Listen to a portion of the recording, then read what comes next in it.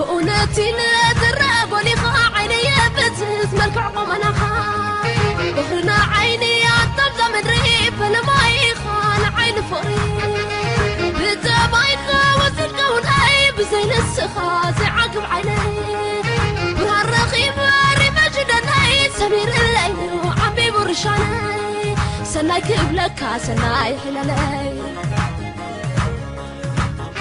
ولا حيلة سماي ولا حيلة بدري فلا مايل السخا لعين خبقري مرأيانا يقواز نقص نايتا مدري كتم كبر الكا كتم حق فريد حلفاهي بكات نكاس فطاري أنت حوي جدني نقصي خا نقص نايزي الزمني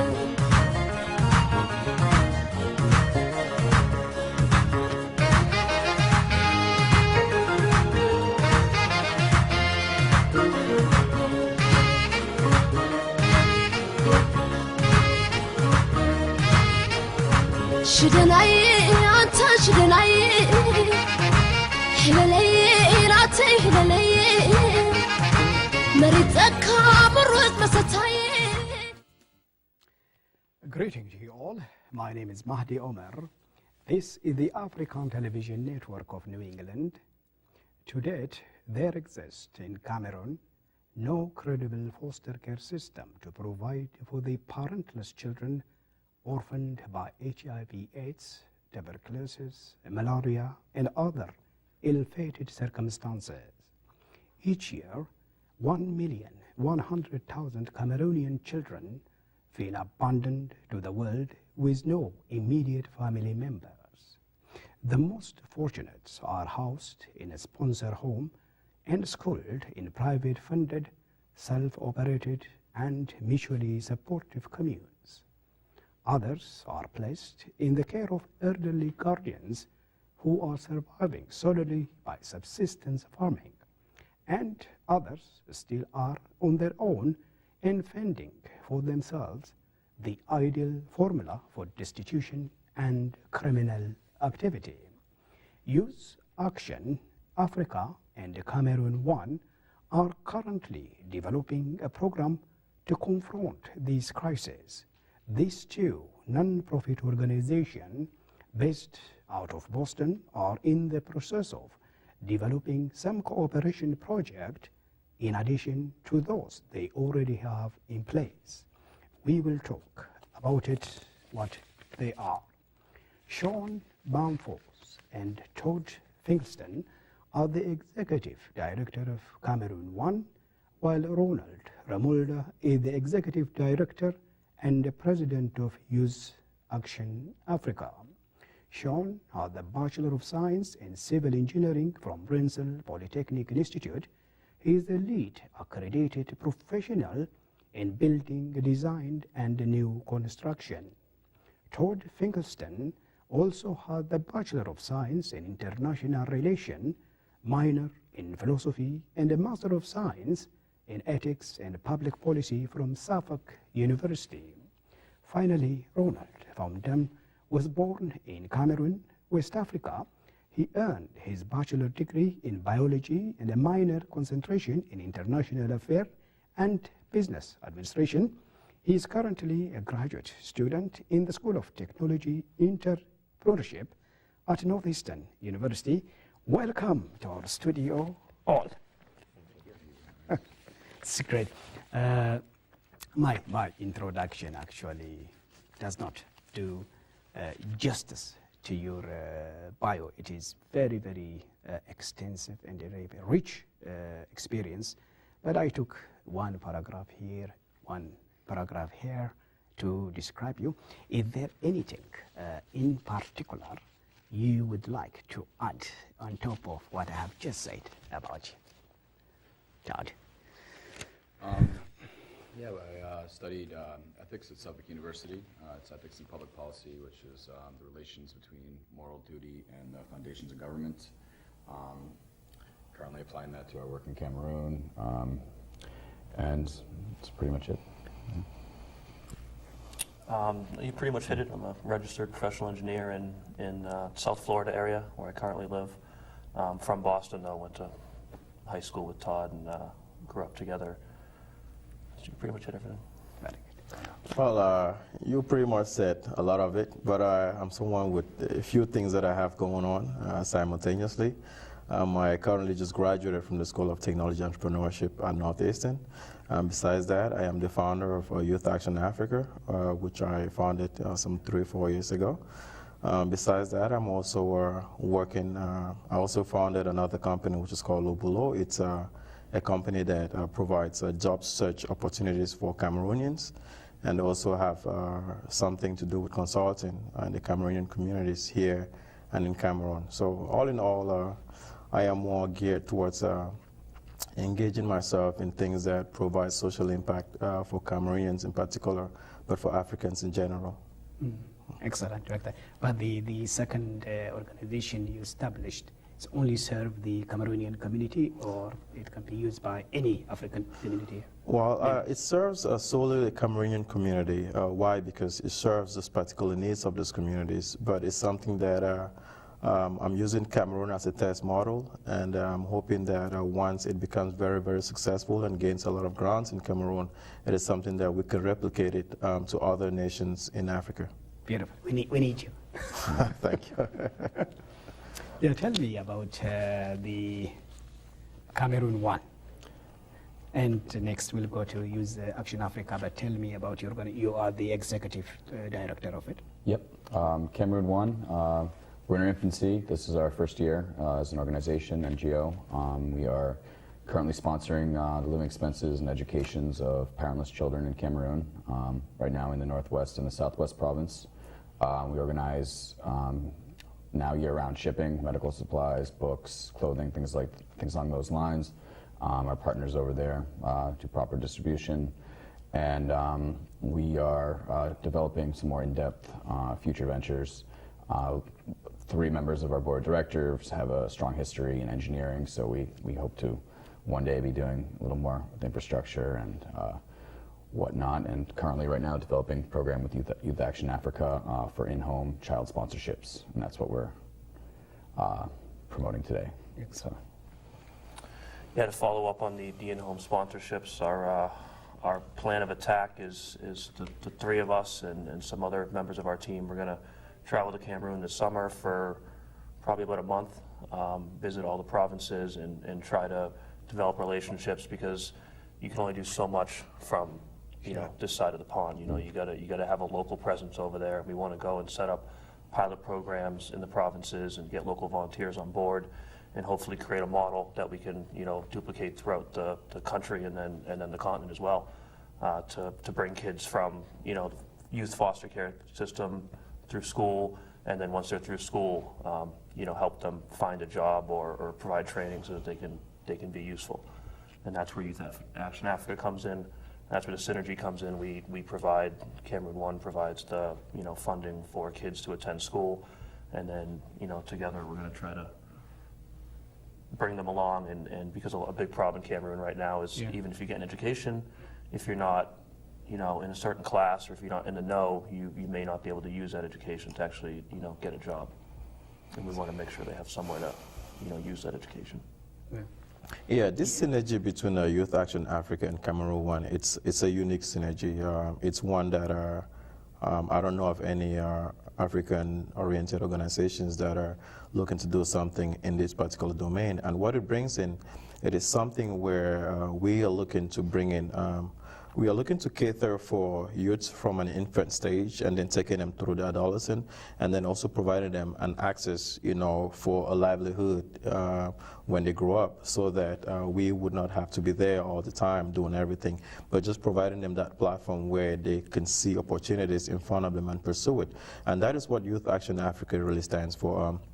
I created this organization way back in 2007 while I was still in my undergrad, and the notion that struck me to actually think of this program was just the fact that when I came to the U.S., I was open to a lot of opportunities, which kind of changed my whole thought of my whole thought process, the way I looked at things and the way I actually enjoyed a lot of things. And I thought, okay, and I thought, well, in Cameroon, I was just an average student in class. But coming here, I can see myself doing a lot better.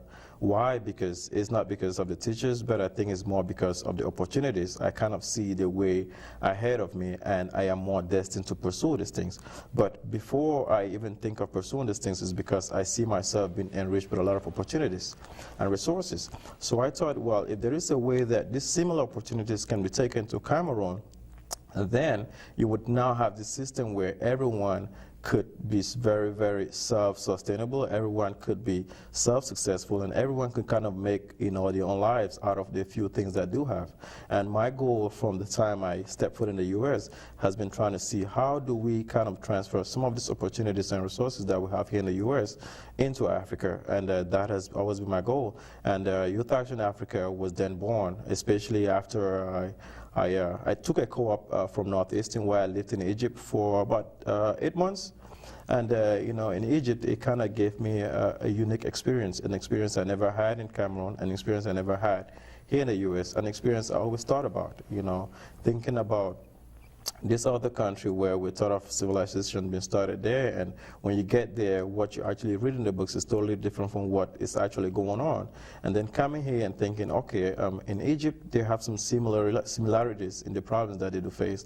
Cameroon also has the similarities. I also visited South Africa, and I found that a lot of the similarities do exist. So I came back to the thinking that there should be a platform where we can create that answers to all the needs of all these countries in Africa, because there is something in particular about all of them. There is some common trend of the way that they do, of the problems they do face.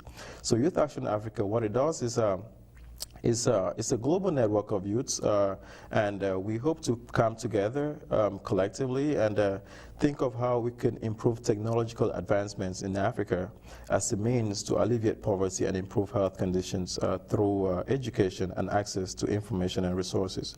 Why? Because information is the key to Africa's current crisis right now. I mean, we all have seen it over the days, sure. What information has been able to do. It has changed, it has made history, and we believe that if every person in Africa is empowered with this information, they can actually take control of their lives. So Youth Action Africa puts in this platform where we are backed by a 501c3 status to say that youths from everywhere come up with these creative ideas that are all geared towards creating social impact. We can bring them. We already have a team that we can work on collectively, and then collectively we can implement this project in target areas. And that is how I was opportune to meet with the members of Cameroon One during one of our presentations, and they had something which was unique in its own way. We had something that we believe that merging together could give birth to something which is, you know, extraordinary.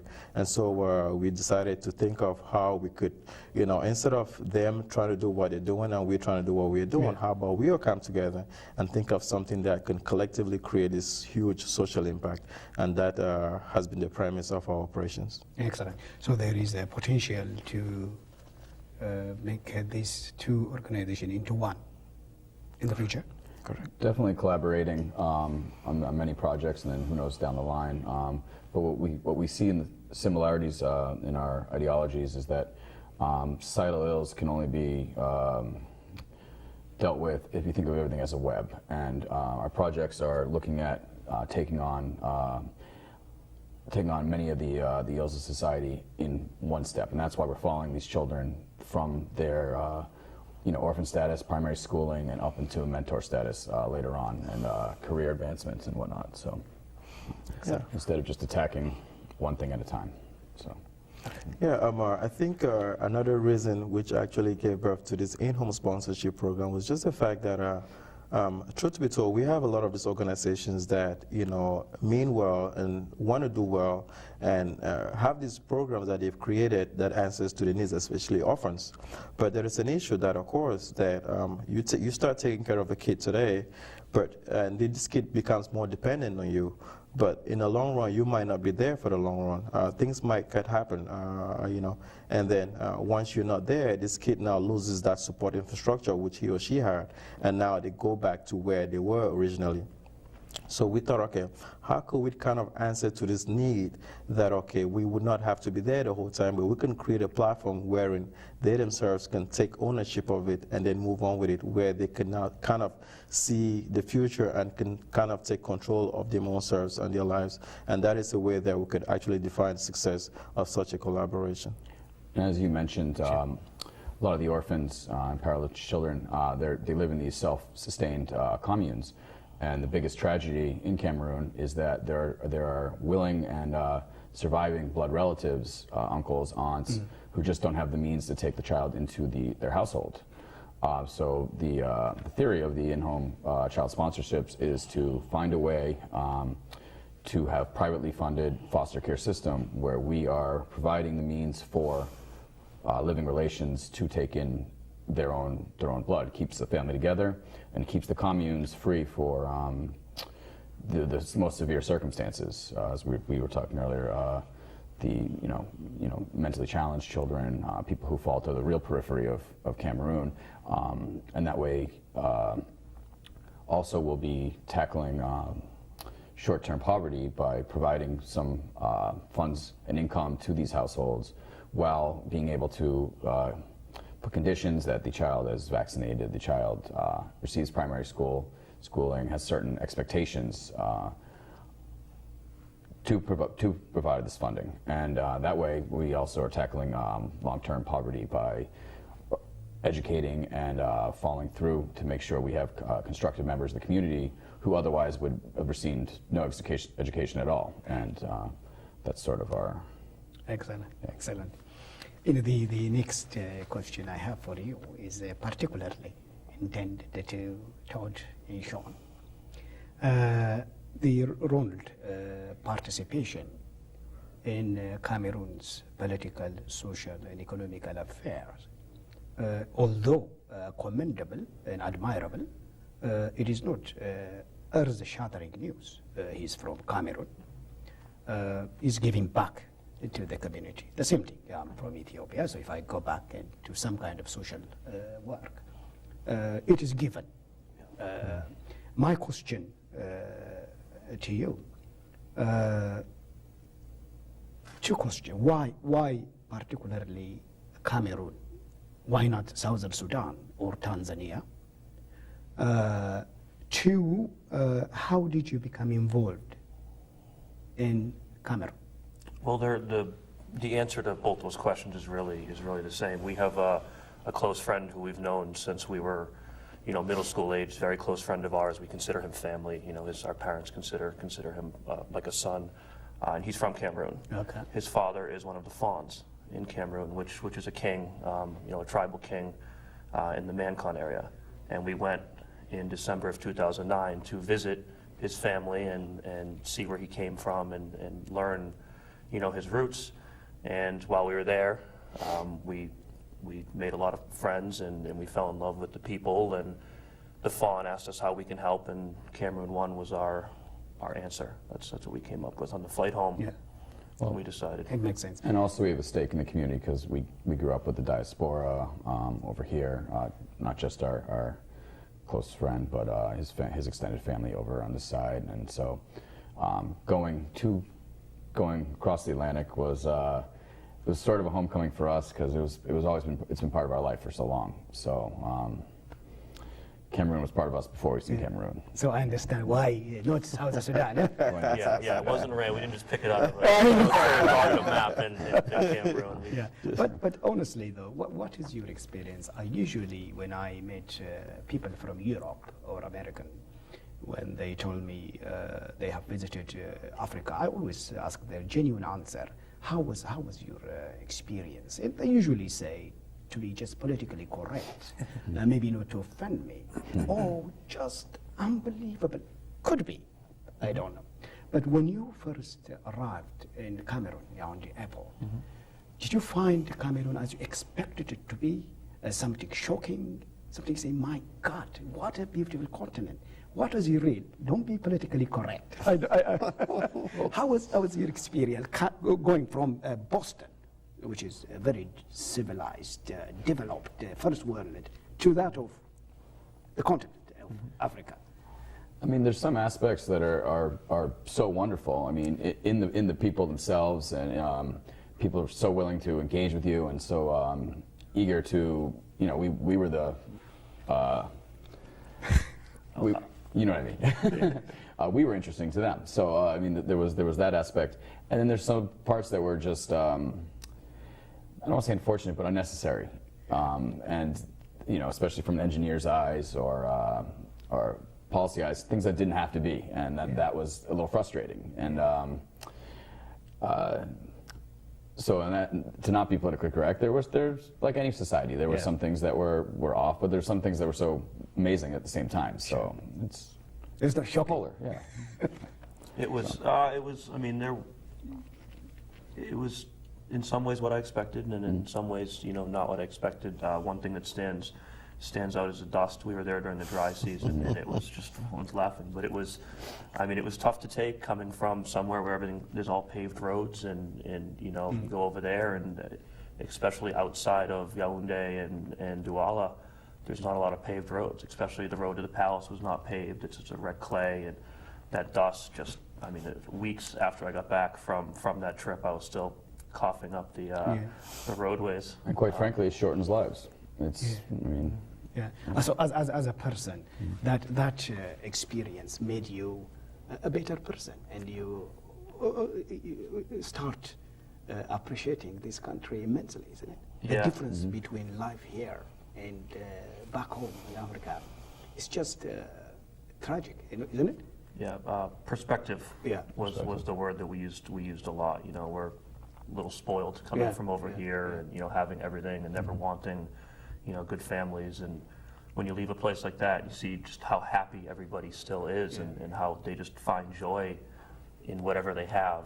You know, it makes you feel a little bad that you're complaining that your you know, Xbox 360 is down for the day or something like that. On our website, you'll see a video. It's titled "Water," and it's literally, we follow the young boy just getting his daily water, and it was beautifully done. Our friend Nick, he's a videographer. He put it together. It's wonderful, but it really puts into perspective how much time of your day is put into things we don't even think on. Yeah. But it's a very good experience, I'm sure. The foster care. What kind of foster care system currently exists in Cameroon? There is currently no kind of foster care. I mean, that word foster care doesn't even exist in Cameroon right now. Cameroon right now is just survival of the fittest. If you're from a better, good family, to say, then you might be lucky to be taken care of if you don't have your immediate parents or guardians. But if you're not, and then you just fall between the cracks like everybody else, and if the worst happens that, you know, today you become homeless, and then that's just how the society just puts you to the curb, and people just keep isolating you, and all the things that happen to you, more like that domino effect is, you know, you get caught up with some, maybe a depression, you get some mental health problems that start going after you, and then the next thing is that you're left to the streets, and you open now to you know, all these principles of human traffickers, you would say that. So there is currently no system that exists. We may have a couple of associations or community-based organizations that are thinking to look after kids, but just the fact that they don't have the resources to maybe take care of them in the long run, it just kind of makes that whole process a failure, so to say. Yeah, but you're trying to establish foster care now. That's the plan. Yeah. No. Privately, until federal system's a little stronger, and you can have a reliable, centralized, government-run program. We think that probably the most appropriate way to make sure everything is the children who need it the most, and the families that are capable can take care of their own people. We think privately funded is the way to go, and then eventually down the road you hope for a transition into federally run. So. of course, taking into consideration the intricacies from tribe to tribe and different regions' particularities. And another question I have for you while you are at it. The level of poverty in our continent is just, I don't have a word to describe it. It is just unbelievable. Who determine, who deserve your support? I mean, when you see hundreds of parentless children who are absolutely very, very poor and desperate, although you don't have money, obviously, you're trying to get some grant, donation, contribution. So for Cameroon One and East Action Africa, my expectation is there is no too much money to run the organization. Therefore, you cannot give all the support for all those kids. Who determine? I need you, and I can't help you.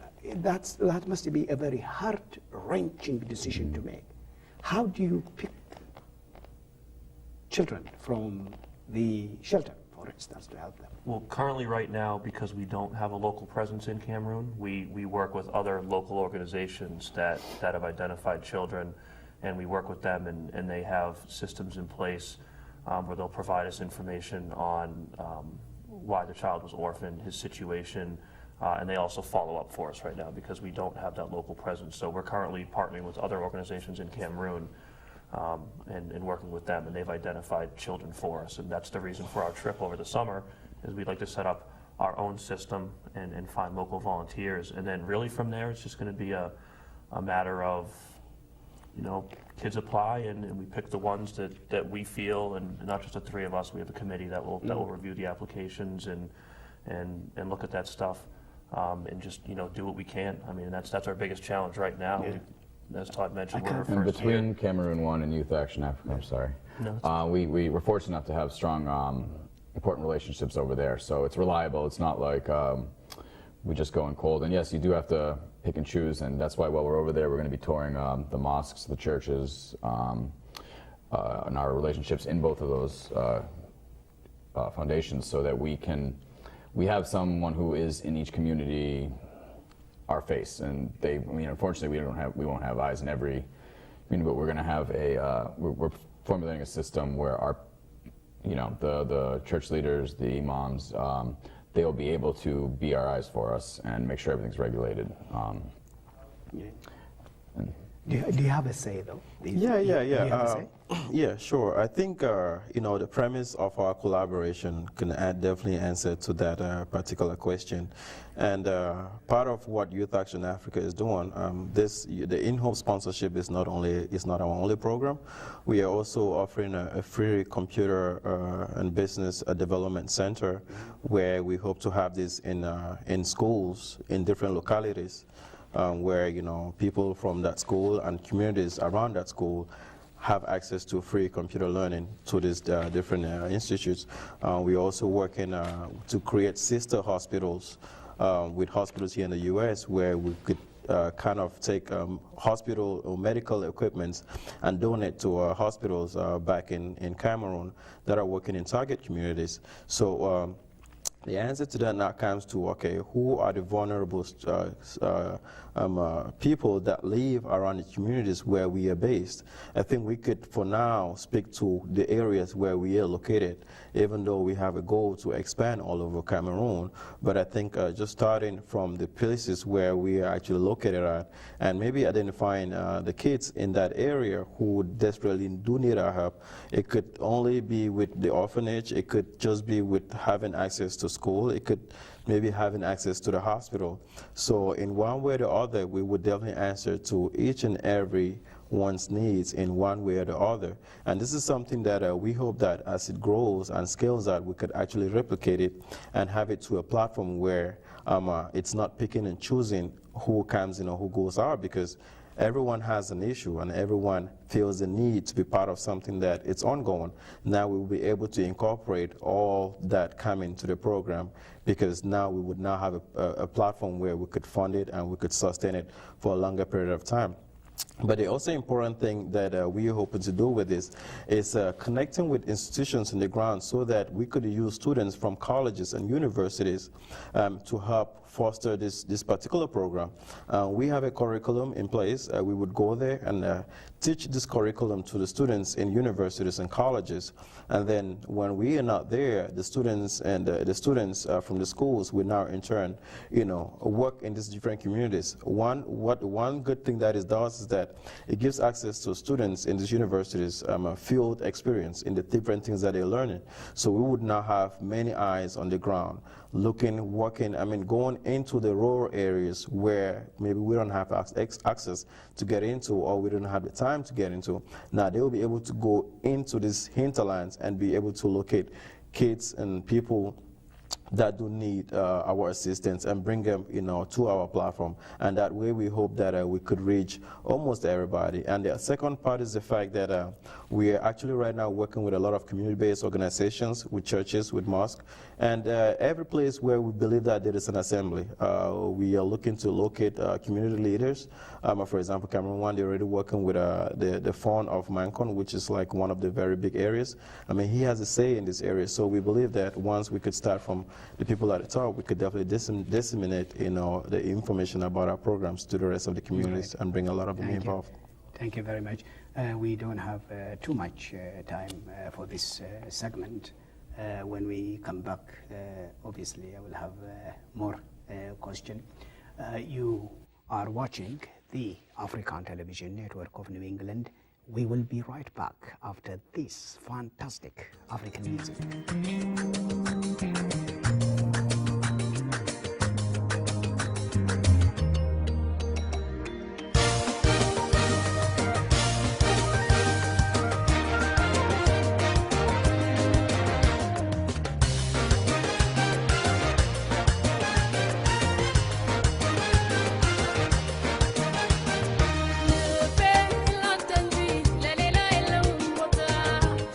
Yalkapana, can I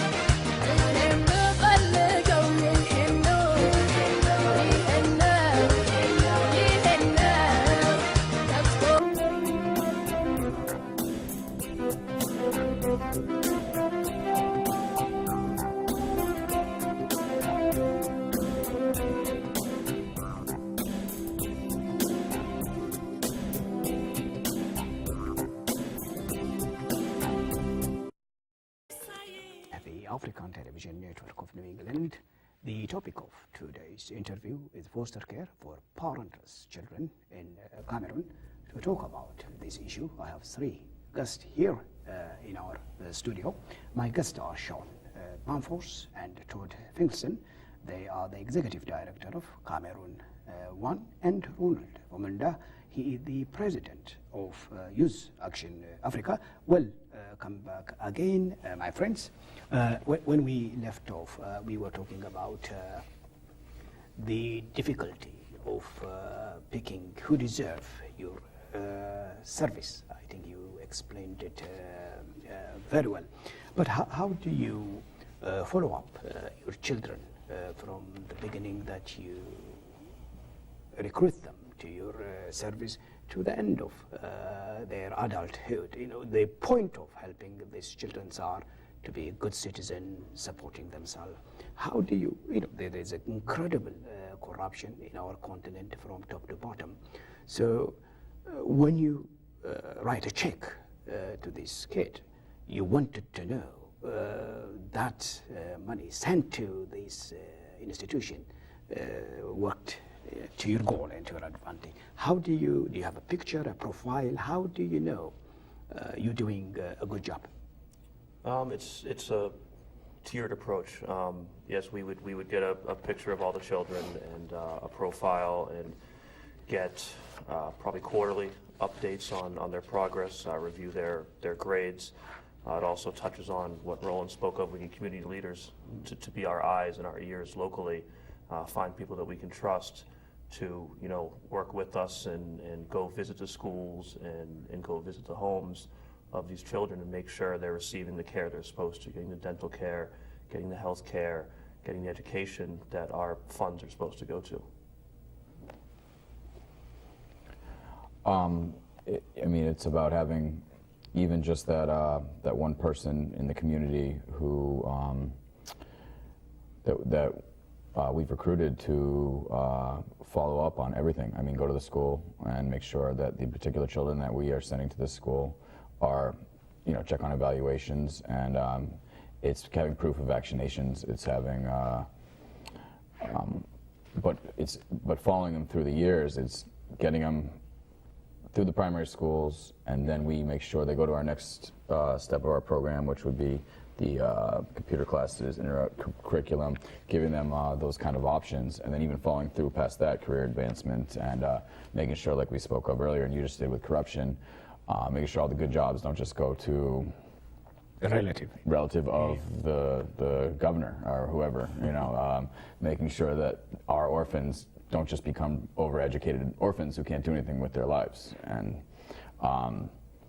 that takes us following through every step. And it's making sure it was providing a system where the dedicated can do anything they want. And that takes a lot of work and supervision, but there are eager people on the ground who are willing to do this. And even the communes themselves would be happy to see more orphans hitting each rung of life, and so. And then to come full circle, hopefully along the line, 10, 15, 20 years, the children that get the opportunities from these programs, we would hope that they would become mentors, Sure. and they would become leaders and help us, the ones that do stay, wherever they are throughout Africa. It's just, we're doing this in Cameroon because we have a reason to be doing it for Cameroon. We have a close friend whose family is from there, but we hope to duplicate this throughout Africa and the rest of the world, wherever foster care and poverty is a major issue. Excellent. I mean, adding to it, I think, like Sean initially said, it's going to be a tier approach, but it is one thing. Everything is conditional based. We hope to foster accountability and transparency. If we have these conditions in place, and if any fostering family doesn't agree or abide to these things, then it's a way they get disqualified from this whole program.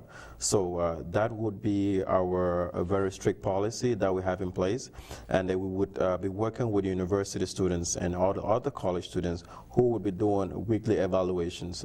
So if we know that this particular family is a recipient of our services, and then he or she must actually abide to our conditions, which means that you are open to like weekly reviews by a team that is assigned to you, maybe bi-weekly and monthly, and the teams that we do work that we have in place will be giving us quarterly reviews on how these things are going. And in that place too, we're also hoping that we would end up having another mother organization in Cameroon and in other localities where we'll be having these programs, who go to see how these programs are being implemented on the ground. So all in all, we would do our best to push in transparency and accountability, and also having these youths or kids involved in this whole accountability process, because hey, if they know exactly what we are doing, we could go to them directly and ask them these questions. Hey, did you get to school today? Did you get this? Because this is what we give to your guardian because of you, so we want to make sure that you receive all these things. So we would do everything we have to do in place to really push that forward. I do understand you know, the nature of Cameroon and a lot of other African countries. The corruption problem is it's just been part and parcel of the whole society. But I believe that is also something that we could actually use to actually counter that problem that is in place. And I believe that making now people involved in this whole process of transformation is just a way that we could kind of curb this issue of non-transparency and non-accountability of a lot of things. Yeah. You believe that you are comfortable that your organization is transparent and free of corruption. I don't mean slight corruption here and there is tolerable in Africa. In general, you are happy. Very happy. Very happy. Yeah. I mean, the key thing about our organizations is that it is made up by people of, you know, same age. We've had similar experiences, similar education. So there is something that we do know in common. We are not from, you know, the old age, or we are not from the too very early ages. So we are kind of this middle platform where we kind of understand, you know, the common ethics of the society and how we could kind of move that forward. And Thought being someone in ethics, I think he would definitely help to drive that process of transparency and everything. But it's really amazing. Almost your organization supported those children. Even the middle class African do not get this kind of service. It's almost it's elite kind of things. You know, when you have a uniform, medical care, stipends, good institution, and computer learning, from complete destitute condition to that of almost bourgeois kind of life. For Africa, it is, isn't it? Is there any conflict between this orphanage institution and that of normal communities? Everybody wants to be part of that, your organizations. It's a very good thing. It's commendable, it's a wonderful job, but that elevates them to that of a middle class, like I said, in fact, a little bit elite groups. Well, it might be a taboo to say, but you know, if we have our students and they're put in a school where there's no corporal punishment, I mean, you know, they can't get strict. There's smaller classes than the government-run schools. In your school. Yeah, I know it puts them in a little bit elite standing, but it might open some eyes to the rest of the community that there's something wrong with the state-run institutions and the systems. And we're even talking when we branch out of Cameroon into more conflicted regions, even how we're going to do bringing like child soldiers back into, and you know, having what's the word I'm looking for? Bringing them back to their home. Yeah, when we're even taking orphans in from those regions, and we're going to reestablish them back into community. It might elevate them. That's very true, but that might be eye-opening. No, it's a wonderful thing. I'm not against it, but it's not a simple support. You know, when you send 20, 30 US dollar to these boys or girls, you're talking about it's quite a lot of money when you convert it into Cameroonian or in African dollars. that is a very solid middle-class bourgeois lifestyle, which is wonderful. But where do you get funding? One, number two, as an African diaspora, what can I do to support you or to be part of your organization? Right now, we've held a couple smaller fundraisers. We have a large golf tournament planned for this summer. We're working out the details right now. Those are our major sources of funding. We're young, so we have not, we were working on the corporate infrastructure, setting up the organization, setting up the transparency that we talked about. Now, where we have a 501(c) application in place to be a tax-exempt organization. I know Youth Africa already is a tax-exempt organization. And once we get these pieces in place, then we'll go after the larger corporate donors as well as go after grants. And our website is Cameroon1.com. We do accept donations on the website, and everything helps. As we talked about, $30, $40 is a lot of money to kids over there, and can really go a long way. .org. Yeah. .org.com. Right. I think we'll just kind of go a little back to the initial question of maybe having this program in place, it might maybe bring a divide into the kids that we're actually working with and those that are not. I think that question is answered partly by the reason why we hope to make this trip to Cameroon. Because first of all, we want to make sure that the community actually sees into our program, understands this program, and actually accepts the program, so that it's a way that we bring in. It's a tier approach, the way we bring them in, so that it's stage by stage. We bring them first, we make them understand what it's all about, and then take them through this transition process, and then from there we can now move them, maybe to school, and then from school maybe giving them opportunities with computers, and then from there we also, because part of our computer program is that it teaches people basic how to start a business, and it provides them with microfinance loans to help them, for any business that they hope to start. We can group them in groups of maybe 3 or 4, and then help them with some funding, to get your business started. So it's more like a stage growth, so moving from one step to the other. So it really wouldn't be like a shock, and others that are outside of the program would actually see the need of being part of such a platform.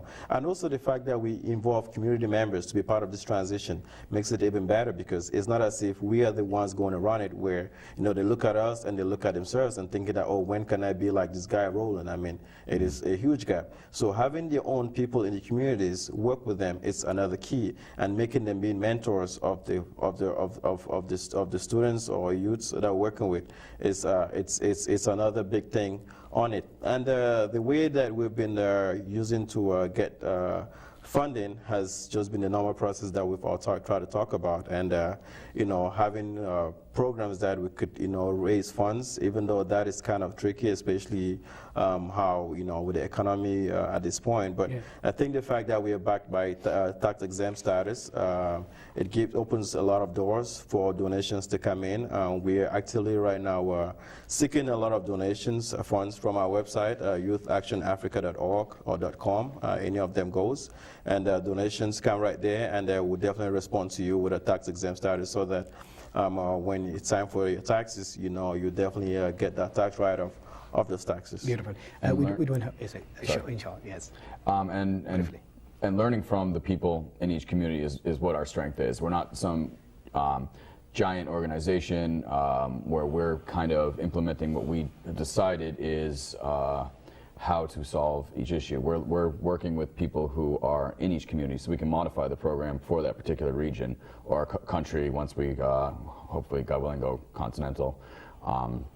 As our mutual friend Renee Denkelin, who's a professor of indigenous and traditionalist development, would preach. I mean, it's not, you can't take what we're going to be doing in Cameroon and do it, cookie cutter for each nation on the continent. So working with the people is the biggest strength we have, and not dictating what we've decided is the appropriate way to use our program.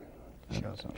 I can't imagine if Bill Gates or Soros give you $1 million to run this institution. You can do an amazing job, and I'll definitely pray for you. Running an organization, particularly a non-profit organization, without funding, is the most challenging things to do. in Africa particularly, every corner you turn is difficulties, an obstacle. You know, the bureaucracy is immense. What frustrates you or inspires you running this non-profit organization, as pious as it is? The challenge and the... Well, I think when you're doing something like this, whatever you look at challenges, actually, you know, your strengths. Because for every challenge that I've actually been through, I've considered that as a strength, and that has actually propelled me to move forward. Clearly, yeah, the challenges are there to like kind of manage your human resources. Challenges are there in terms of thinking of what program fits the needs of the particular people on the ground. You have challenges of actually trying to tell people that, hey, what you're doing means well, and you can actually convince people that what you're doing would definitely succeed. So you have all these challenges that are coming from every angle. But I think the fact that we keep our eyes on the prize, we are goal-oriented, we mean to do what we want to do. We mean to do what we want to do. I think it is just something that keeps us moving forward. Yeah, we don't have too much time. Briefly, what inspires you or annoys you in running this non-profit organization? It's an amazing job you are doing. I'm very proud of you. But the challenge, the frustration is immense. Inspiration and I mean, inspiration is just helping, is doing the right thing. You know, for people that we actually have a connection with. I volunteer a lot in the States as well, and I coach youth sports and help there, and that fills a certain need in certain space, and helping in Cameroon fills another one. It's the people that need help. And the inspiration and frustration is, I mean, it's the same thing. You're inspired by the people over there doing amazing things, and frustrated that through all their efforts and they're giving up their lives, they're still not moving mountains. And so it's how to twist exactly what is everyone's same goal into something that can be productive. Thank you very much. We don't have too much time. I thank you very much for being here. You are doing incredible, amazing job. I will definitely invite you back one more time. You have been watching the fantastic African Television Network of New England. Thank you for watching, and Arrivederci.